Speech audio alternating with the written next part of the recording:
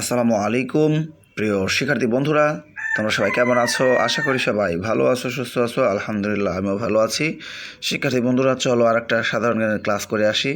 আজকের এই ক্লাসে আমরা শিখব কোন শস্য উৎপাদনে শীর্ষ জেলা কোনটি।